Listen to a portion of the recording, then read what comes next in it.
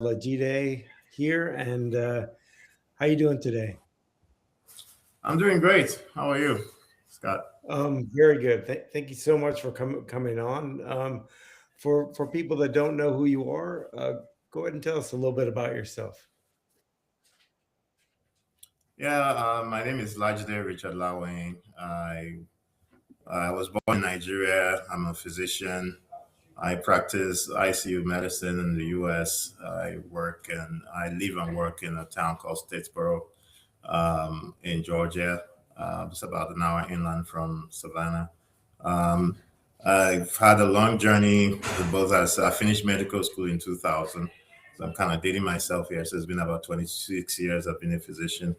I was in Ireland for about 5 years. That was where I met my wife, and I came to the U.S. in 2007. So I've had that kind of a journey. Oh, excellent, excellent. That's it's 25 years as a background as a physician. That's quite a long time. What made you make the transition and start trying out real estate? Well, I think it's several factors. You know, growing up, my dad actually, who unfortunately passed away when I was 15 years old. So that was before I got into college at all. He was a gastroenterologist. He was a physician as well. He trained out of the U.S. at Henry Ford in Detroit. He did not leave much for us. Like, he worked very hard. He was very given. He treated a lot of patients in Nigeria for free. He had his own private hospital, and he was a chief officer for a government hospital where he was a director. So if patient could not pay in that government hospital, he would funnel them to his private hospital to treat them for free. So he gave his all. But when I say that he didn't leave a lot, that when he died in that state, and yeah, things became really difficult for us. He didn't have that many assets, and that was obviously I didn't see it at that time, but that was I went from upper middle class to nothing very quickly, and had to change schools, had to change towns where we're living. There was just a lot of things that happened to me then that kind of gave me a kind of a wake up call. But as a young lad, 15, 16 years old, I didn't see that. So I got into medical school at 18. Long story short, I finished medical school and I went to Ireland. And then I had another friend in Ireland who unfortunately was also passed away after a while. But he was kind of he had a sense about real estate. And while we were in Ireland, even though it was a short stay with him there, he bought about 3 or 4 properties within 4 or 5 years. And I kind of asked him why, and he said, "Oh, it's you get the property is going to appreciate," and he could see some. I learned a little bit from him, but I'm not even sure that he totally understood the whole picture. But he kind of gave me another kind of interest in it. So when I was done with residency and I started working as an attending, I was like, I think it's time. So I finished residency in 2010, and I bought my first rental property in 2011, and we also, my wife had talked to one of our friends, and we bought a piece of land together. We kind of did a joint venture, and we both built our personal houses there. But with that piece of land, we were able to section a part of it, and we were able to sell it. And this section that we cordoned off and sold, we sold it for almost the price that we bought the whole property, the whole land. So we bought about 13.5 acres. We sold about 2 acres for almost the amount that we bought the 13.5 acres for about a year later. So you could see the rapid appreciation of that because we divided it up. And so things like that happening just kind of popped my eyes open. And it was like, look, this is way to go. That's very great. I mean, it just goes to show you there's so many different ways just in what you initially started. You heard about your friend in Ireland, bought a couple of places, rental properties, then you bought your own rental property, then you bought land and you chopped it up and did that. And that's, there's just so many different ways to do it. And tell me a little more about, because I know now you're heavily involved in multifamily. How did that journey progress? Well, yeah, that was another journey that kind of progressed by stumbling into things. So I think that we bought the first rental property in 2011, and then over the years we bought and sold several properties with my wife. So there are some of them that will flip, others will just keep them long term. Then we'll sell them after a while. There was a time in Michigan, because we lived in Michigan up to 2019 and then moved down to Georgia. There was a time in Michigan we bought about, I think it was about 8 houses cash, like over like 3 or 4 months, and then we sat on them for like a couple of years, and we renovated them during that period, and then we sold them all. And looking back now, we shouldn't have sold them all because we weren't really needing cash. And I don't like putting checking on the addresses because they've more than doubled what we sold them for at that time. But that was what we knew, and that was we're trying to flip them, and that was what we did. But over the years, we've just, I think at the peak when we had all the long term rentals, we had about 33 doors. That's dropped now because even just this past month, we sold our 8 unit property in Michigan because we want to do other things with the funds. But overall, it's been really, really good to us. It's not always been wins. We've had some losses. There are times when you will want to sell a house and it doesn't sell after several months, and then you have to put it on, put a tenant back in it. And there are times when we've had a tenant that sued us for evicting her after 6 months of not paying. So you have all that to deal with, and some people don't want to deal with stuff like that. And I think during COVID, as an ICU physician, I worked a lot.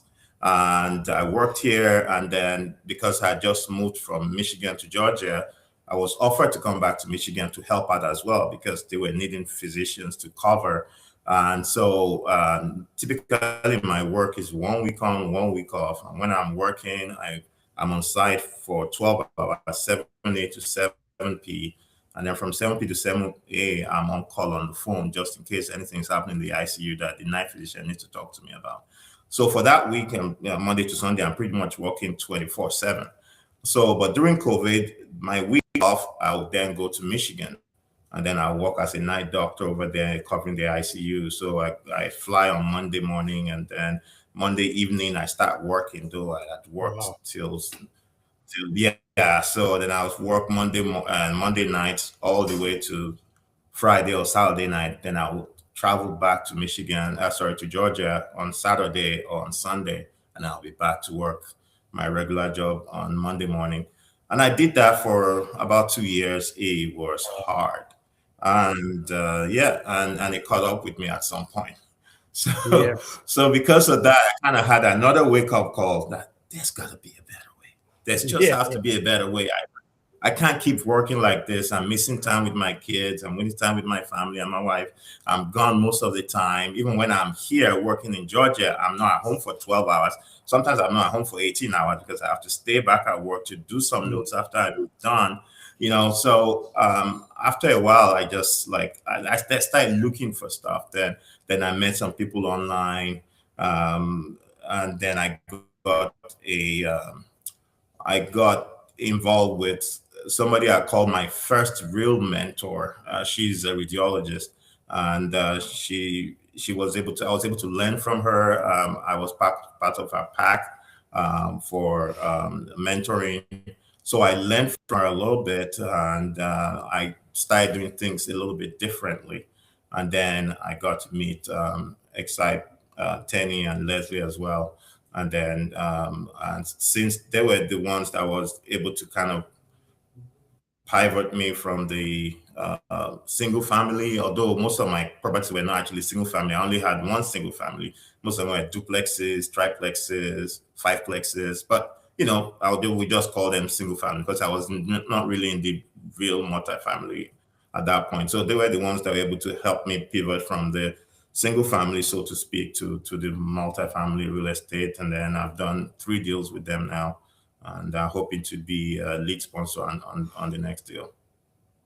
Excellent. Yeah, I can relate to a lot of that week on, week off, working on the yachts and stuff, where we, Yeah, was you did 6 weeks on, 6 weeks off. 6 weeks on, 6 weeks off, and then funny enough, when I come home, I do real, a lot of real estate, a lot of other stuff as well. So it seems like I work more when I'm at home.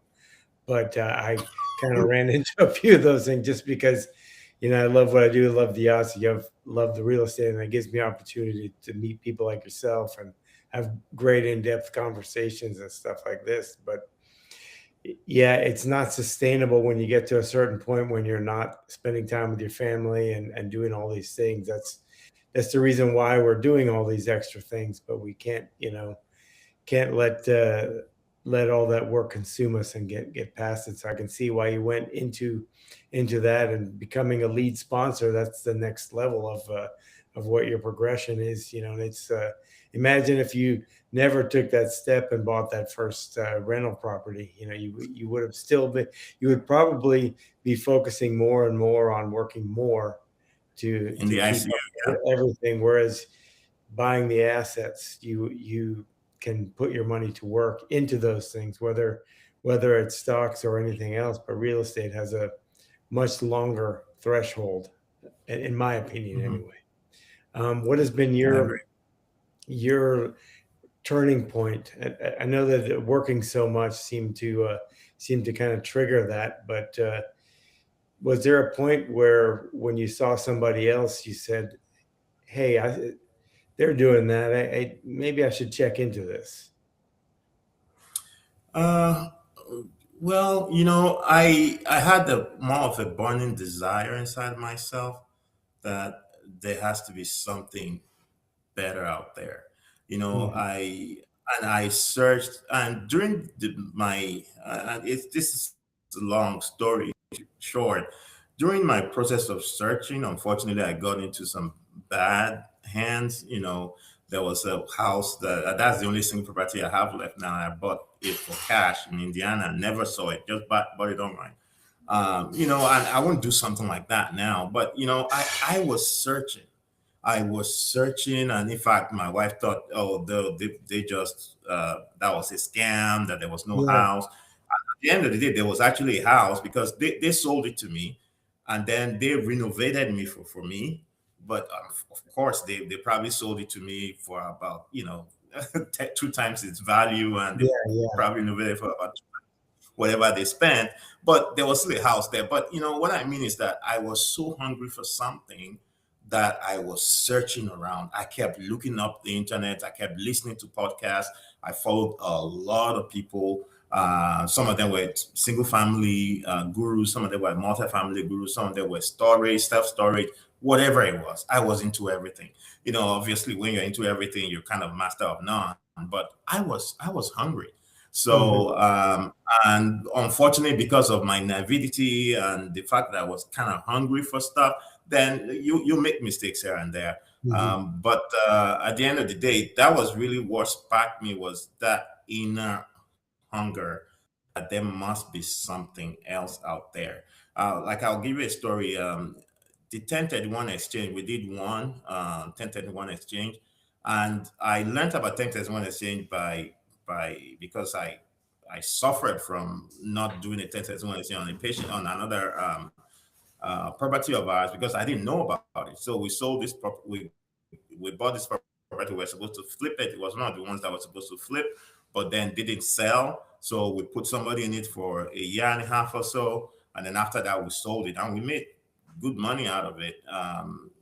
And we used that money to buy another property, but we didn't know about 1031 exchange, so we didn't go through the process of 1031 exchange because there's a process to it.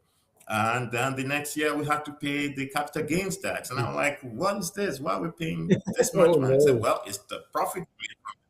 So I'm like, there should be. So I started searching. Even my CPA didn't tell me, oh, you should have done a sentence one exchange. He didn't tell me that. Maybe Yeah. he didn't know. I really don't know. I'm not my CPA anymore. But at that point, I had to search for it myself. So, and that's kind of how I've kind of evolved in real estate until, about a few years ago when I did my first proper mentorship with that radiologist. And that's when a lot of things started kind of making sense and coming together. So I'd learned stuff like kind of scattered all over. You know, as an ICU physician, that's what I know is ICU medicine. But now I'm into dabbling into something that is vast, and people don't realize how vast real estate is and how multi-pronged it can be. And just like we do residency and fellowship in medicine, you need to really do your residency and fellowship in real estate as well, because it's a stiff learning curve, especially if you want to become major in it. Yeah. Yeah, there's always do your due diligence. I mean, we always have to. It's always good to also have another person take a look at it too. Sometimes we can get those deal blinders on where we're looking at something for so long that this we want it to work so bad that that case in point, your house in Indiana, you wanted something so bad that you wanted it to work. And I did the same thing a few times where I chased a lot of different things until I figured out and kind of settled. But that's kind of your university education in real estate. You're going to make some mistakes and you have to pay the price, and you have to learn to do your Yeah. due diligence and find the right partners. And I think that's, Mhm. somebody said to me early on that business is a team sport. And it's the same thing I imagine in the hospital and everywhere else. Same thing on the boats. Without the good crew, the good team, nothing happens very well. You can have a good, the best deal in the world, but if you have a bad team, it's probably best to not get involved because it will sink that deal. And Yeah. same thing probably in the operating room. If you have a great team and it's a bad situation, the team will probably pull you through. That's very true. Yeah, we see it all the time. Yeah. And I would imagine a lot of things that. What are some of the skills that, as being in the hospital system for a long time, what are the skills that transfer over to what you're doing now into real estate? It's amazing how much working in the ICU or on the hospital translates to real estate pretty good. Actually, a lot of my posts on LinkedIn, it's about the similarities between ICU medicine and real estate. So we talked about the different areas of specialty of people. Some people are very good at, like, what I have majorly focused on. I've done 3 deals. The name of our company that I formed with my wife is 3DS Capital. So the names of our kids, we have 3 kids. Uh, all of their names start with a D. So the Oh, nice. Dasoni, Damore, Dakumi. So that's where the 3DS came from. So 3DS Capital.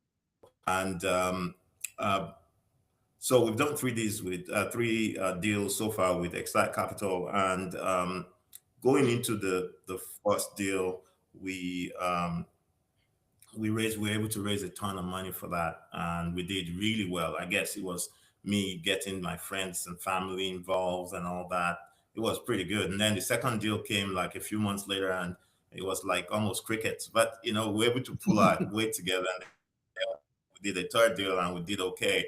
But what I'm trying to say is that that's my raising that capital is really what I'm focused at. I'm not very good with the underwriting. I know about underwriting, but that's where partnering comes through. So I have another person that I partner with who is also a mentee from the group, and she has a financial background. She's very comfortable with the underwriting. She doesn't have that much of a great capital raising capacity like I do. So we partner together. So the partnering and knowing where you're really good at something and where other people can help you out, it's really good. So that really transfers. And because I'm used to working with several departments in the ICU, I call if I need a GI doctor, a gastroenterologist, if I need a cardiologist, if I need a surgeon, a general surgeon, a thoracic surgeon, an orthopedic surgeon. So who to get to help me out in different areas of the patient's illness as they progress. So it's partnering with all these people and learning to work with them. It kind of translates. Also, knowing other people's there are different levels of uh, people where they are able to really help you, because there's a lot of nuance to these things, and sometimes we overlook that. In the ICU, there's a lot of it. Not no two patients are the same, and actually the same patient you see now may be different from that same patient in 2 hours time. Obviously we Mhm. can predict a lot of things because of the way they look. So when I see a patient, I can kind of get a sense, and I looked at that number, I kind of get a sense of where they were like 2 or 3 hours ago. And if I know what I can do to make them go a certain way, or what I cannot do to make them go a certain way in a few hours. But you're not always right. So it's the same thing with real estate. Not no two deals are the same. You need to hone in, just like you said. The people that you work with are so important. And that's some of the issues that have burnt me in the past. There was a time I did my first limited partner, and I did. I lost 90% of the capital that I put in there, which for a lot of people will discourage them, which it did discourage me. And for a while, I'm like, I'm not touching that cake no more. But after I met Side Capital, and I was able to kind of talk about that idea, and I saw that they were totally different. So the operators matter as well, but no two deals are the same, and the operators can make or break a deal, no matter how good the deal looks like on paper. Yeah, that's so very true. That's a great tip for anyone getting involved in any type of commercial real estate, investing as a limited partner or partnering with people as a GP. The sponsorship team is paramount. The fund manager is what you're who you are really investing with. Really vet that person and that team and their team. What's their track record? What's their mission statement? What do they have any deals underwater right now? Do they, and why? Because there's not really any of the larger groups out there that if they tell you they don't have any deals that are underwater right now, I would question that because Yep. there's, the guys that are genuine will tell you, like even a very large guy, Neil Bawa, he will say, yes, they'll probably have one to 3 in 10 deals will be underwater. We have some deals that are not doing well that we're looking to recapitalize and stuff. So, it happens. It's a part of it. I myself have some LP investments. Some did okay, some did not do so okay, and some I'm still waiting. We'll see where they all play out. Some for 5 years have not really done so great, but that's part of it. You take the risk. It's a part of the learning curve. And because I like to be on both. Eventually it's nice to have all the passive income, but I do like yourself. I do like being on the capital side, meeting a lot of people and investing. And now that I'm on the development side of the ambulatory, medical centers and multifamily development and hospitality, it's a whole different type of investor and type of partner because they're Mhm. looking for more for capital preservation and their vision is much longer term. Yeah. Whereas what I was dealing with before was kind of a mostly a cash flow investor that's looking for that. What would you say is the ideal partner or investor that you're looking for today? Yeah, I obviously, because I'm a physician, I'm a little biased. My ideal investor will be fellow physicians. I think that physicians, unfortunately or fortunately, have a target on their backs. A lot of this, yeah, private equity firms and all that, they target physicians pretty Yeah. hard. And I get all these emails every day and all that. And, they because they know that the average physician is a qualified accredited investor. There are Mhm. very few Mhm. physicians that are not accredited investors, except they are very early in their journey. And so because of that, you're dealing with a group that's almost 100% accredited investor. Then they become hotcakes, and some of these private groups will go after them with. So, and unfortunately, the average physician does not understand a lot of, because I walked into that deal, my limited partnership deal, without asking any questions. I just Yeah. I just thought that was the way to go. Yeah. And the thing is that you can get burned by the Mhm. people you're working with. So I feel that because of my background, I'm able to feel with the average physician what they go through, how much they get bombarded with, invest here, invest there, invest there, and what their knowledge gap is.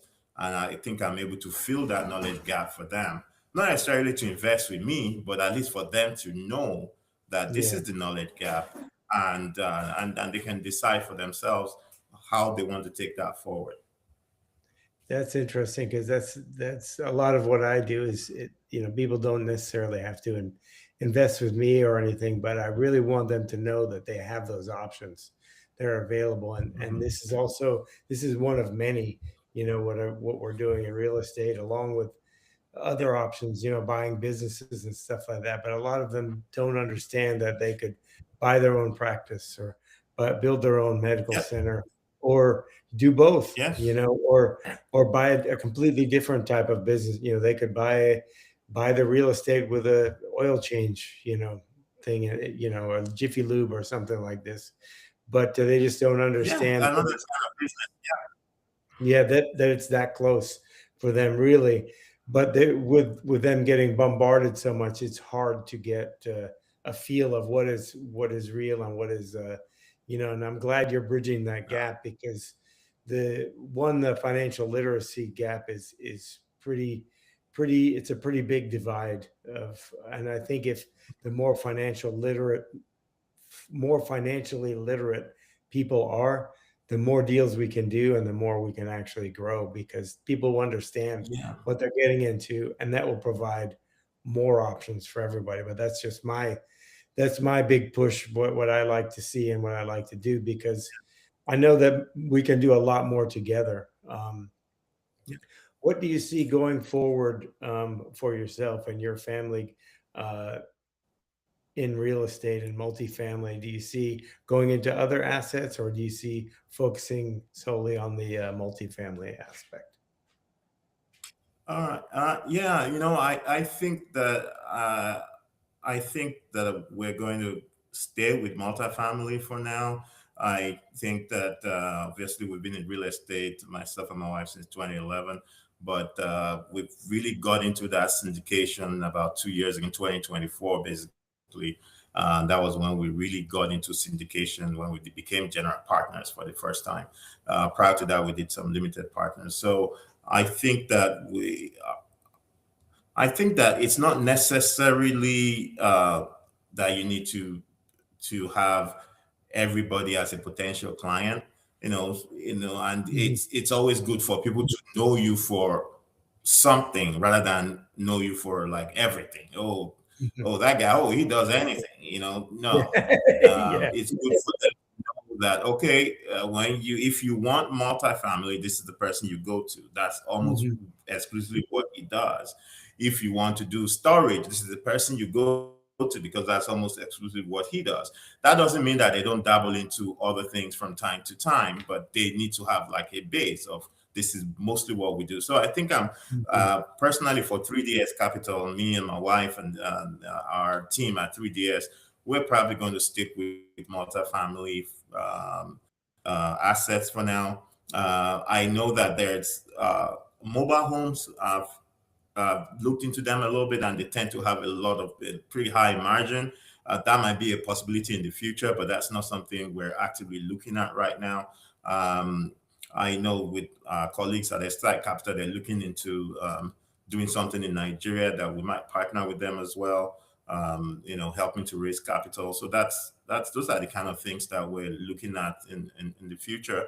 And I actually, just to piggyback on what you said prior to now about physicians and what they know and what they don't know financially. I didn't know I could use my 401k because I told you I'd worked in Michigan and then I moved down to Georgia. I didn't know I could use my 401k in a business. Sorry, to invest in real estate. I just thought that 401k just sits there with a fund manager or whatever it is, and they just do whatever they want with it. That Hmm. was my impression up until 2 years ago, in 2024, when I was now working with Excite. They're like, no, you can use your 401k. So I had to go to the bank and say, I'll fund manager and say, guys, I need that money. Yeah, I can put it in real estate, I can put it in oil and gas. It's always good to have that knowledge, but yeah, I was there, I'd been in real estate since 11, but I didn't have a clue I could use my 401k. So yeah, it's just amazing what we know and what we don't know that we yeah. don't We know. know what we don't know what we don't know. I mean, it's incredible the amount of money that is on the sidelines in all these uh, 401ks and everything. And I myself, I'm just recently now transferring mine over to a self-directed IRA just because I just haven't done it, and it's something that I know I need to put into something else. It just opens up a lot more other options, and when you think about it, there's probably trillions on the sidelines that could be into real estate and other what are called alternative assets. But I mean, a lot of times, your broker or your no fault of their own, they get paid on assets under management, so they don't necessarily encourage you to go and invest into other assets that would be outside of their realm of expertise. And they make more fees and everything else out of the stock market stuff. And fair enough. That's their position and their take. Whereas I always thought that if a few of them got together and funded some of these deals and stuff like that, they would do quite well too, because they would probably be the only ones. They will. You're right. And they would, and it's a long-term strategy, but that's a whole nother conversation for a whole nother topic. But Yep. what's one thing Yes, it that is. you wished you would have learned before you got into this? Because I know I've built 125 questions that I give away for free, and most of them are vetting the Oh, operator. What's one question you wished you would have asked? The, the operator yes, the operator that or the about fund manager. yeah. Uh, you know, uh, it's difficult for me to even know what question I will have asked them because at that point I was so clueless, but I wanted to take action so bad. But I think that I should have looked into their track record. I should have asked them if they've had issues in the past. I should have probably attended like a webinar that they did. So I'm telling you things that I didn't even do. I listened to a webinar of a separate person who is a physician, and he had this podcast and webinars. I listened to him. He talked about those people, and I went to research them and say, "Oh yeah," and I was sold. And I was like, "There you go. There's 150K." So, and it wasn't because I lost 90% of it, and that wasn't Oh, fun. geez. I think it was because they had they over leveraged, and the I'm sorry, it was 2022, and the interest rate spiked, and they just couldn't the center couldn't hold anymore. Yeah. But People. I right now, if I had to face them, I would have a ton and tons of questions for them, because now I know much better than I did at that time. Yeah, I've done the same. Some of them worked out, some of them did not. But it's a big learning curve. There's a lot that goes into these syndication models and stuff, and they can be very complicated. But like we were discussing before, it's really about the team.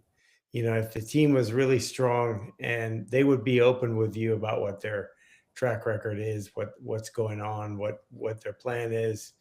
And, one thing that I always ask is, what's the worst deal you ever did, and how did you get out of that, or how did you fix it? And that's something that I always ask now as a limited partner, and I think it's something that Hmm.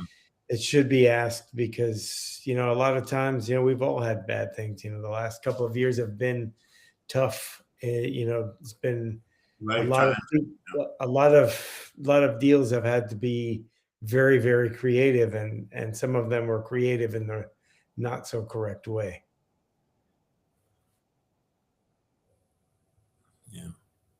Yeah, well, this has been really great, and I really appreciate you sharing everything and all your journey and everything. I look forward to having you on again after some time to see where the journey continues, because I Yeah. always like Yeah, seeing I'll people be get, happy to come back. because one thing that I say with a friend of mine, Eddie Austin, is we're just getting started, because every day is a new day, and every day we get better and better, and we keep progressing. So I look forward to it, because I know this is just the beginning for you guys, and that you guys are going to push very hard to do all these incredible things that you've never thought of before. But with that, what's the best way for anyone to find you guys if they're looking for you and want to talk to you more about what you're working on? Sure. The best way is on our website. We have a website, 3dscapital.com. That's 3dscapital.com. And we also have, we're on LinkedIn, we're both on LinkedIn. My name's Lajide Richard Lawing, and my wife's name is Afolake Lawing. We're both on LinkedIn. And Instagram is another way, but we're not as present on Instagram as LinkedIn. So LinkedIn and our website will be the way to get in touch with us. And on our website, you can schedule a call with us. On our website, you can also join our list of investor network. Well, there you have it. I really appreciate you guys coming on and sharing your journey. I think it's a great story, and I know it's just the beginning. Look forward to having you guys on again and hearing more about all the stuff you're working on, because I know the people you're working with are high level and are very, very much go getters, and will push until you get through a great team. I look forward to it. Well, I'm Scott Kidd, the Yacht Captain Investor Podcast. Just a quick reminder that the best investment you can make is the one you make in yourself. So please invest heavily in you. See you next time.